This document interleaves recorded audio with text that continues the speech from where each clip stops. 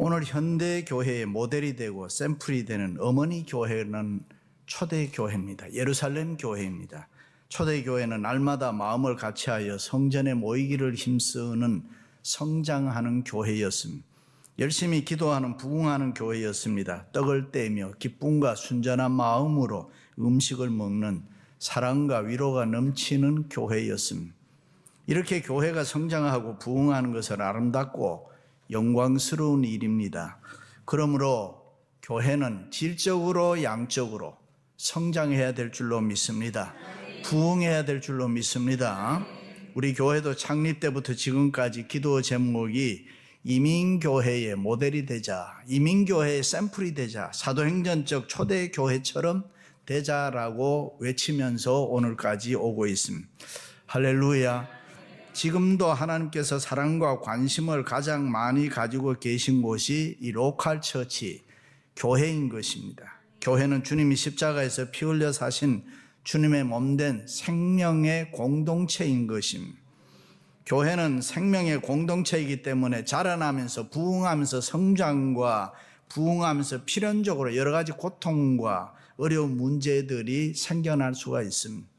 그럴 때 교회가 그것을 잘 극복하면 하지 못하면 교회는 심각한 상처를 받게 되는 것입니다. 그러나 그것을 지혜롭게 잘 극복하면 더 좋은 교회, 하나님께 사랑받는 교회가 되는 것입니다. 믿습니까?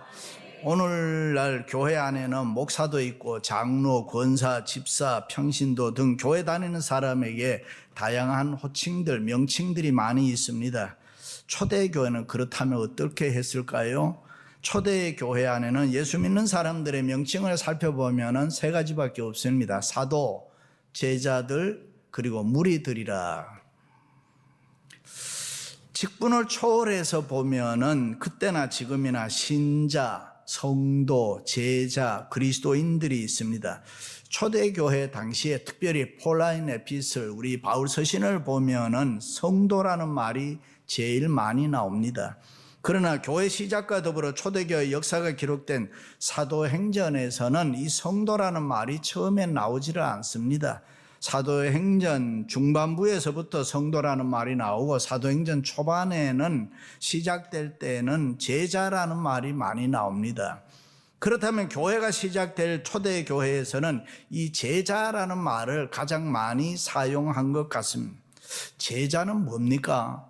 제자는 학생과는 다릅니다. 선생님으로부터 어떤 특정한 지식을 배운다는 것은 제자와 학생은 같은 의미일 수 있습니다. 그러나 초대교회에서 사용했던 제자의 뜻과 오늘날 사용하는 제자와 학생의 뜻은 완전히 다른 것입니다. 제자는 학교 시간에서만 배우는 것이 아니라 선생님과 함께 먹고 마시며 동고동락하면서 배우는 사람을 제자라. 선생님과 함께 살면서 선생님의 삶을 직접 보고 듣고 배우고 따르고 마침내 그 선생님을 닮아가는 사람을 제자입니다. 다시 말해서 제자는 단순한 지식만이 아니라 생활로 배우는 사람입니다. 그때 제자들은 주님을 위해서 목숨을 건 사람들입니다. 할렐루야. 복음서를 보면은 예수님이 기적과 이적을 행하고 좋은 말씀을 가르치니까 주변에는 언제나 많은 사람들이 몰려다녔습니다. 자연히 초대교회 안에는 제자들과 무리들이 함께 교회를 섬겼습니다. 제자들과 무리들의 공통점은 예수 믿는다는 것, 그리고 예수님을 직접 옆에서 보고 따라다니는 사람들입니다. 그런데 제자들과 무리는 다른 점이 너무나도 많이 있습니다. 무리들은 자기의 유익이 되면 따르고 순종했습니다. 그러나 그렇지 않으면 불순종하고 교회에서 세상 쪽으로 빠져나갔습니다. 다시 말해 예수님의 말씀이 자기에게 손해가 되고 유익이 되지 않는다면 언제든지 말씀을 듣지 않고 떠나는 사람들을 무리들이라. 그 무리들은 예수님의 말씀이 나와 나의 생각과 내 삶의 방법과 조금만 다르면은 미련 없이 떠나는 사람들입니다. 예수님의 말과 행동이 내 기대와 다르다면 언제든지 자기 좋은 대로 세상으로 떠나갔던 사람을 우리는 무리들이라. 그 무리들은 내 생각과 내 삶의 손해를 보면서까지 예수님을 따를 필요가 없다라고 생각했습니다. 그러나 제자들은 그렇지 않고 다릅니다. 때로는 예수님의 말씀을 들었을 때 내 생각에 이해가 잘 안 돼요. 내 생각과 달라서 고민합니다. 예수님의 말씀을 들으면 때로는 내 삶과 갈등이 생깁니다. 예수님의 말씀을 들으면서 순종해야 되는데 내 생각과 내 행동과 함께 부딪힐 때에 마음이 아프고 괴롭습니다. 그렇다고 하더라도 이 믿음을 가지고, 예수님을 믿는 믿음을 가지고 말씀이 옳은 줄 알아 그것을 끌어안고 몸부림치면서 자기를 죽이면서 따르는 사람들을 제자들이라 그랬습니다. 그러니까 무조건 예수님의 말씀을 아멘과 순종으로 받아들이는 사람이 제자들입니다. 그리고 내 삶의 모든 오너십과 결정권을 이 예수님께 완전히 위탁해 드리는 것임. 제자들이란 예수님의 말씀 앞에 내 삶을 쳐서 복종하며 무조건 순종하는 것임. 그러므로 제자들에게 있어서는 그 삶의 모든 주인이 언제나 예수님입니다. 그러나 무리들에게 있어서는 주인은 언제나 나 자신인 것임. 그런데 안타까운 것은 오늘날 교회의 모습을 보면은 예수님이 중심이 아니라 우리들일 때가 많이 있음. 예수님의 말씀이 교회를 통치하는 신본주의가 아니라 사람들이 교회를 지배하는 인본주의가 되었음. 그러다 보니까 교회의 모든 것이, 교회의 모든 스탠다드 표준이 사람 중심이고 세상적이 됐음. 그래서 그저 사람만 많으면 모아지면 된다라고 생각합니다. 어떻게 하더라도 헌금만 많이 걷어지고 세상과 짝하여 적당히 살아도 교회 생활을 해도 괜찮다라고 생각을 한. 다시 말해 오늘날 교회 안에는 자기 유익을 구하는 무리들이 많다는 것입니다. 그러나 무리들은 수천 명이 모이고 수만 명이 모인다고 하더라도 실제로 절대로 좋은 교회, 하나님이 원하는, 하나님의 사랑을 받는 마음에 드는 교회는 만들 수가 없습니다. 어떤 갤럽에 보니까 오늘날 사람들이 가장 좋아하는 교회, 선호하는 교회는 어떤 교회냐고 물었습니다. 그렇다면 부담 주지 않는 교회라 그렇게 답을 했어요. 편히 부담 없이 설교 들을 수 있고 헌금도 부담 없고 봉사, 헌신 뭐 필요 없이 그냥 나 혼자만 교회 편하게 다니는 교회라 그랬습니다. 여러분들은 어떻게 생각하세요? 그런데 중요한 것은 그런 교회는 세상에 영향을 끼칠 수가 없습니다. 교회나 아무리 적은 수라고 할지라도 예수님께 철저하게 헌신된 제자들이 많아야 되는 것입니다. 그래야 세상을 변화시킬 수 있습니다. 그러므로 좋은 교회는 초대교회처럼 예수님께 헌신된 제자들이 많이 모여야 되는 것입니다. 초대교회처럼 예수님께 헌신한 자들이 많은 교회, 예수님을 따르는 제자들은 예수님이 나의 왕이라고 가감없이 정의를 내놓습니다. 예수님이 나의 주인 되심을 분명하게 인정하는 것입니다. 내가 어떤 손해를 감수하더라도 내 삶의 주도권을 나는 예수님께 드리고 산다. 그리고 그 앞에 내가 철저히 순복하는 것입니다. 그럴 때에 교회가 살아나는 것입니다. 그럴 때 교회가 생명이 풍성하고 건강한 교회가 되는 것입니다. 할렐루야. 일찍이 주님께서 너희 몸을 하나님이 기뻐하시는 거룩한 산 제사로 드리라. 이것이 너희가 드릴 영적 예배니라. 너희는 이 세대를 본받지 말고 하나님의 선하시고 기뻐하시고 온전하신 뜻이 무엇인지 분별하도록 하라. 다시 말해 예배는 죽은 제사가 아니라 산 제사로 드리라. 오늘 또 산 제사의 예배가 되기를 바랍니다. 교회는 이 세상 본받지 말라, 이 세상을 따르지도 말라는 것입니다. 이 세상의 더럽고 추한 모습들을 가감하게 너가 거절하라는 것입니다. 나쁜 풍조를 따르면 안 된다는 것입니다. 오직 예수님만 따르기로 결정하고 살아라. 할렐루야. 하나님을 대적하는 이 세상의 문화들을 성경은 엄연히 죄다 그렇게 이야기합니다. 그러므로 이 세상을 다르게 사는 힘이 필요하고 용기가 필요하고, 할렐루야. 그렇습니다. 우리는 이 세상과 더불어 살아갑니다. 그러나 분명한 것은 우리는 하나님께 속한 사람들이지 이 세상에 속한 사람들은 아닙니다. 그러므로 우리는 부패하고 타락한 세상은 내 삶에서 거부해야 됩니다. 내 삶 속에서 이 세상을 몰아내야 되는 것입니다.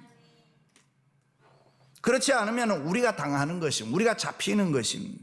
우리가 세상을 따라가 세속화되면은 소망이 없습니다.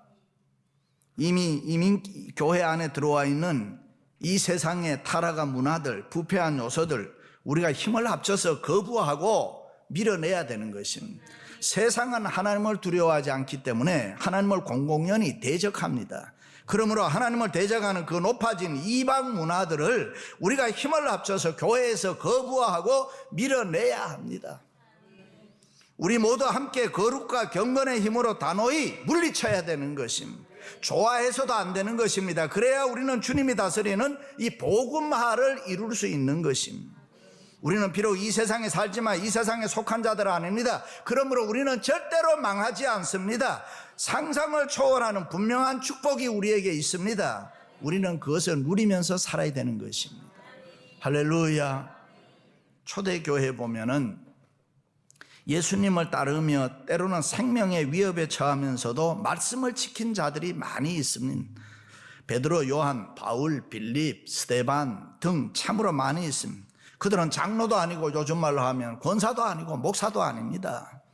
쉬운 말로 하면 그냥 성도들입니다.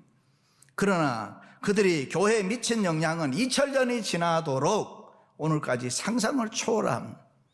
스데반의 죽음으로 초대교회 지각 변동이 일어났습니다. 교회 역사가 바뀌었습니다. 교회 이미지가 달라지면서 이방의 최초의 교회를 세우게 되는 것입니다.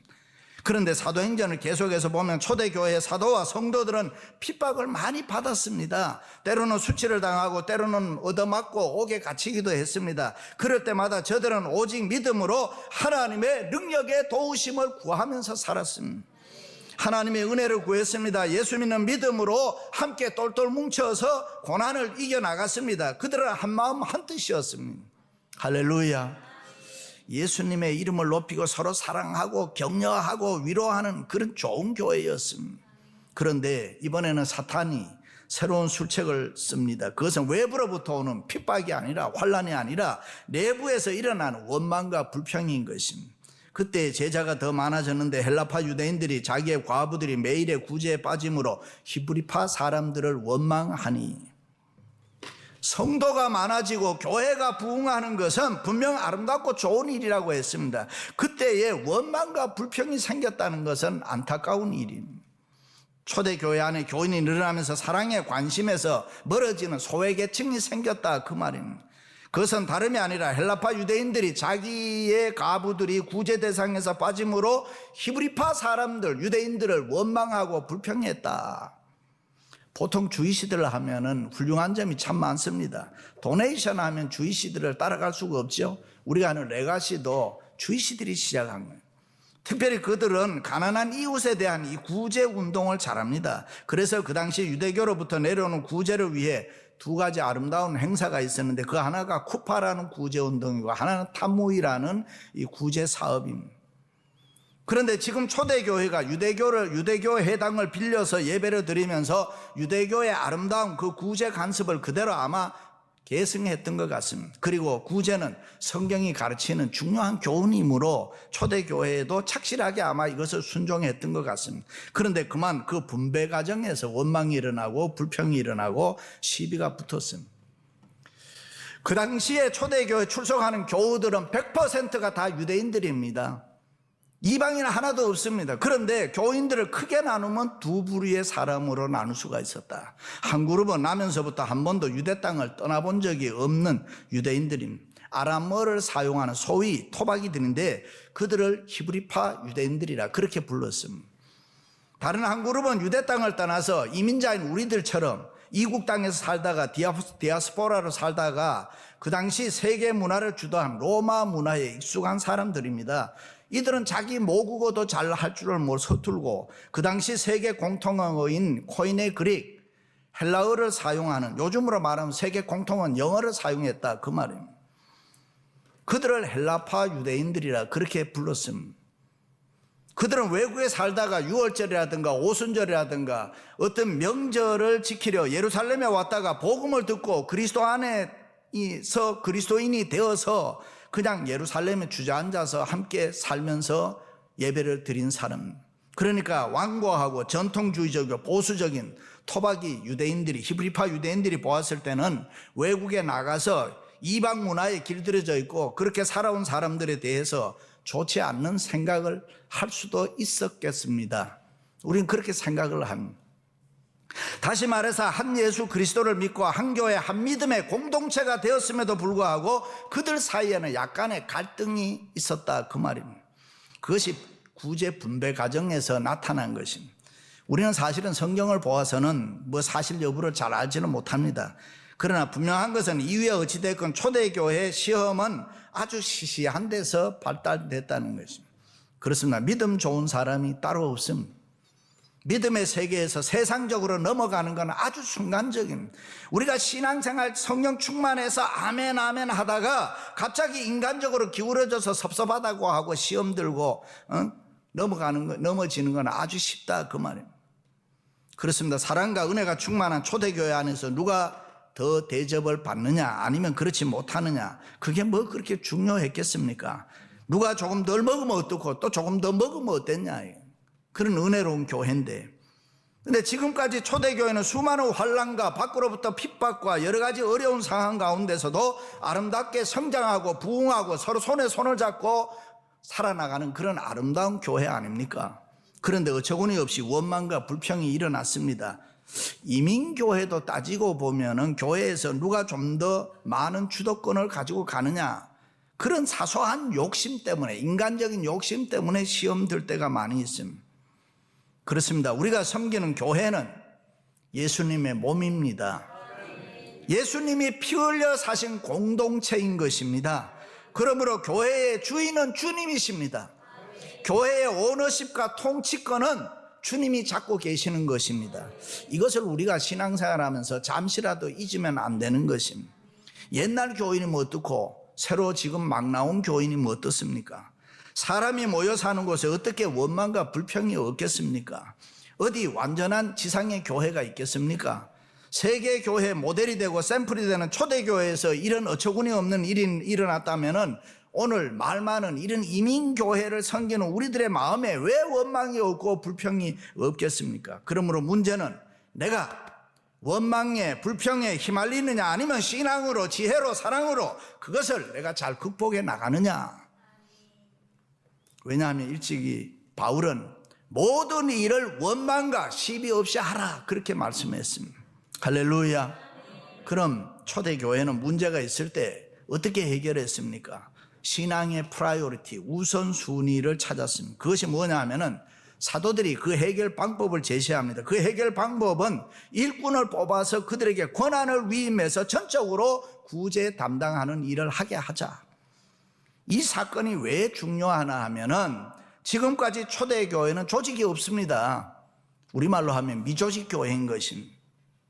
그 당시 초대교회 리더는 오직 사도들밖에 없었습니다. 다른 사역자, 다른 직분자, 다른 봉사자는 전혀 없습니다. 모든 것을 다 사도들이 결정을 했습니다. 그러나 이제는 너무 많은 사람들이 몰려오니까 사도들만이 할 수가 없었습니다. 그래서 이 본문이 중요한 이유는 초대교회가 세워진 이후에 처음으로 사역 권한이 일꾼들을 세워서 위임되는 것을 나타내 보여주기 때문입니다. 사도 이외의 봉사사역을 위해서 최초 봉사자가 세워지는 것입니다. 드디어 일꾼들을 뽑기로 결정합니다. 그런데 우리는 일반적으로 오늘 말씀을 보면 집사라고 이야기합니다. 집사를 의미하는 디콘이라는 단어가 디아코니아라는 이 구제라는 의미하는 단어에서 왔기 때문에 이 7명을 그냥 7명을 7 집사다 이렇게 이야기합니다. 그러나 그 당시에 집사는 오늘날의 집사와는 전혀 미닝이 다릅니다. 처음으로 사도의 권한과 사역의 일부분을 이 7명에게 맡겼습니다. 그러므로 이 단어를 단순히 집사로 번역하는 것보다는 직분자, 봉사자, 사역자 이렇게 번역하는 것이 훨씬 낫습니다. 왜냐하면 스데반과 빌립이 그 다음 장에 가면 말씀을 증거한단 말이죠. 말씀을 변론한단 말이죠. 구제만 하는 것이 아니라 복음 증거도 함께 감당하고 있기 때문에 그냥 평범한 집사가 아니라 사역자, 봉사자, 직분자로 이야기하는 것입니다. 오늘날 사도들이 이 일꾼들을 뽑기 위해서 교회 앞에 제시를 합니다. 조건을 제시합니다. 이게 뭐냐 하면은 먼저 성령이 충만해야 된다고 합니다. 보통 우리는 일만 잘하면 되지 않느냐, 똑똑하기만 하면 되지 않느냐, 뭐 힘만 있으면 되지 않느냐 그렇게 생각하는데 초대교회는 일꾼을 뽑을 때에 가장 먼저 중요하게 본 것이 성령 충만이에요. 성령은 진리의 영이기 때문에 말씀에 대한 통찰력과 해박한 지식이 있어야 된다. 성경을 잘 알고 있어야 된다, 그 말이죠. 그래서 성령 충만한 삶에는 그 열매가 누가 뭐라고 하지 않아도 저절로 열린다. 성령 충만한 사람의 사랑과 희락과 화평과 오래 참음과 자비와 양성과 충성과 온유와 절제의 성령의 열매가 저절로 맺히는 것입니다. 이 성령의 열매가 그 사람의 삶에 맺히는 것을 초대교회 교인들이 신앙생활하면서 보았다, 그 말입니다. 그리고 두 번째가 지혜로운 사람이 되어야 한다 했습니다. 지혜라는 게 뭡니까? 성경에서 말하는 지혜와 이 세상에서 말하는 지혜는 전혀 다릅니다. 특별히 우리 한국 사람 하는 재간이라는 거하고는 더더욱 다른 것입니다. 성경에서 말하는 지혜는 이웃을 위한 좋은 관계를 갖는 사람을 말합니다. 그런데 보통 우리는 내가 예수를 믿고 왜 바르게 살아야 되냐, 내가 예수를 믿고 왜 의롭게 살아야 되느냐, 이렇게 물어보면은 하나님의 영광을 위해서 나는 그렇게 산다. 그러나 내가 아무리 이 세상에 바르게 살고 의롭게 산다고 하더라도 여러분, 그 의는 하나님의 완전한 의, 거룩한 의에 대하면 우리는 더럽고 추하기 짝이 없습니다. 어떤 사람은 의롭게 산다고 하면서 자기 자신을 교만하게 만들어버려요. 또 다른 사람을 판단하고 정죄하는 데 사용한단 말이죠. 나는 이렇게 사는데 너는 왜 그렇게 못 사냐. 그러나 성경에서 말하는 지혜는 내 주변에 있는 다른 사람들에게 밸런스, 조화를 이루는 걸 말하는 것입니다. 다시 말해, 내가 의롭게 살아야 하는 것은 하나님 때문도 아니고 나 자신 때문도 아니고 이웃을 위해서, 다른 사람을 위해서 의롭게 살아야 한다. 다른 사람에게 내가 의롭게 살아서 내 주변에 있는 사람들에게 유익이 가게 하고 혜택이 가게 해야 된다, 그 말이에요. 그런 사람을 지혜로운 사람이다. 그래서 정말 지혜로운 사람은 내 주변과 조화롭게 사는 사람, 그 관계를 중요하게 여기고 그 관계를 서로 존중하면서 서로 좋은 관계를 이루어 나가는 것을 성경에서는 지혜로운 자라, 그렇게 말합니다. 초대교회는 일꾼을 세울 때 이 점을 중요하게 여겼다. 그래서 사람들에게 어떻게 돼요? 성령이 충만하고 지혜로운 사람이 칭찬을 받더라. 할렐루야. 그렇습니다. 우리는 제자 같은 성도가 돼야 합니다. 우리는 예수 그리스도로 말미암아 구속받은 하나님의 자녀들입니다. 예수님 한 분만으로 만족하며 이 세상을 살아가기로 작정한 사람들입니다. 우리의 삶 속에 하나님의 왕국이 이루어진 자들입니다. 사랑하는 성도 여러분, 초대교회 일꾼들은 그냥 무리들이 아니라 제자들이었습니다. 우리도 성령이 충만하고 지혜가 충만하고 칭찬받는 일꾼들이 되시기를 주님의 이름으로 축원합니다.